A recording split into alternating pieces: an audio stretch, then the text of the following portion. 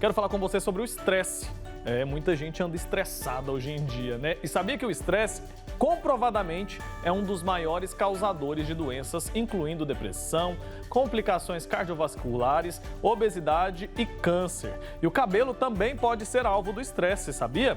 Quem conta mais disso pra gente é o repórter Alex Rodrigues.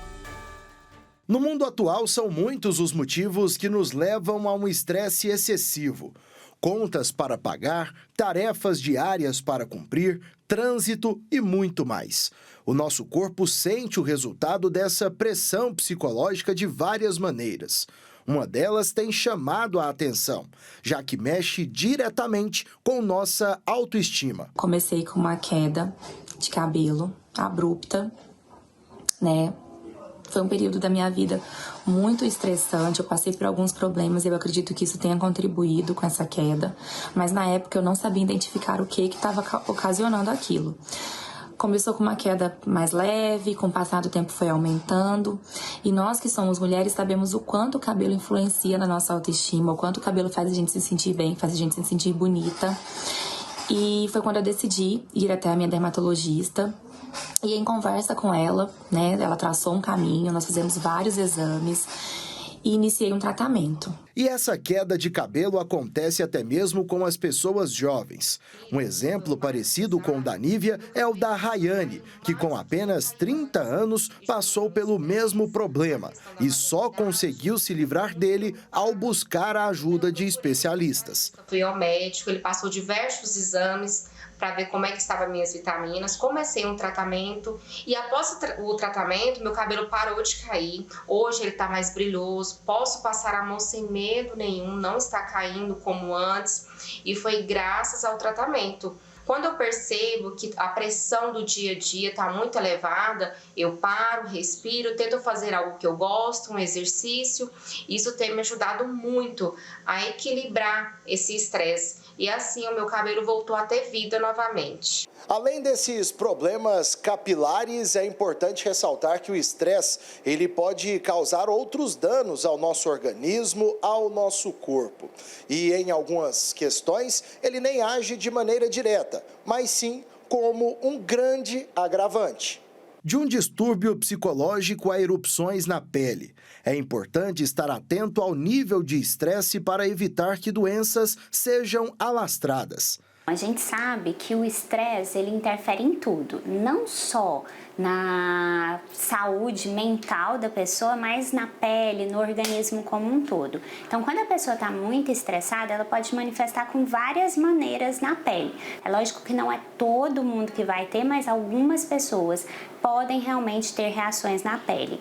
Tem algumas pessoas, por exemplo, que têm uma predisposição genética para ter já um vitiligo, que é aquelas lesões esbranquiçadas, né? Aquelas manchas brancas na pele.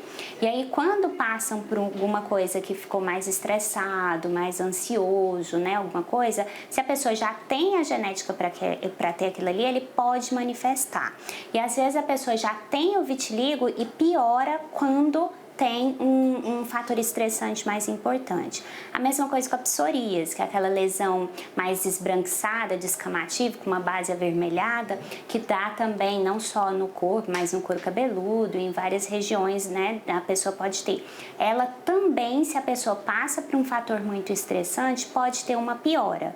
Algumas pessoas, por exemplo, que têm alopecia areata, que é aquela doença que pode dar queda de cabelo e pode também levar à perda de pelos corporais. Então, às vezes a pessoa no cabelo não tem nada, mas começa a ter perda na barba, perda dos pelos no corpo. E a gente sabe que é uma doença que é genética, mas que o estresse pode ser um piorante, né? E, além disso, tem algumas pessoas que manifestam, quando ficam estressadas, com lesões na pele igual de alergia. Então, algumas pessoas dão uma empolada na pele, né?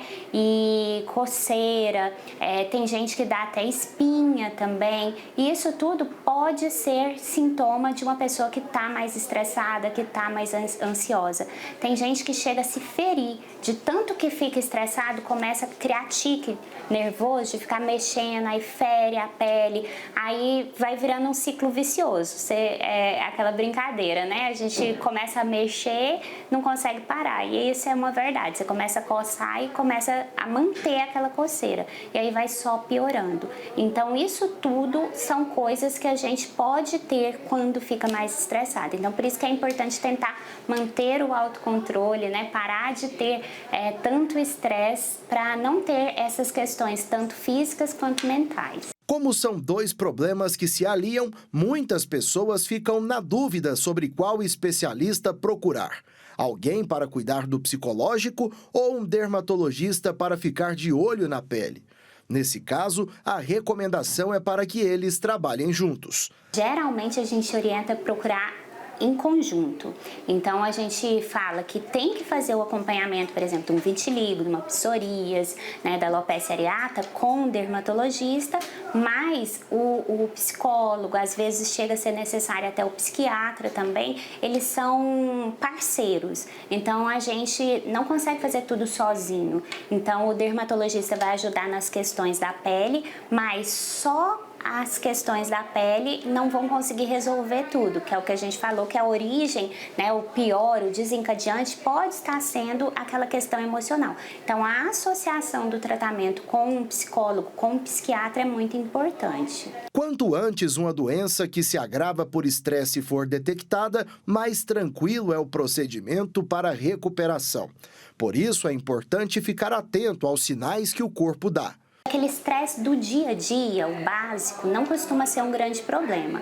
O maior problema é quando você realmente já está com um estresse que começa a gerar mudanças de hábitos de sono.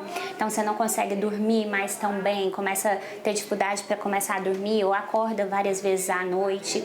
Mudança de hábitos alimentares, então de repente você começa a comer demais e ganhar peso, ou só aquela compulsão mesmo alimentar, ou às vezes tem gente que vai para o lado da falta de apetite total quando está muito estressado. Então, quando tem esse tipo de mudança, a gente vê que realmente são problemas que podem, né, é um estresse que realmente pode estar gerando um agravo, não só mental quanto na pele. E aí, se a pessoa está sentindo que está dessa forma e está com alguma lesão, né, tem já um histórico de ter uma psoríase, uma areata, um vitiligo, né, doenças de pele, ou tá com muita coceira, tá se ferindo, né? Então são coisas que podem estar associadas, e aí vale realmente procurar ajuda, não só do dermatologista, mas também de um psicólogo ou de um psiquiatra. É isso, fique atento então aos sinais para evitar o agravamento dessa situação.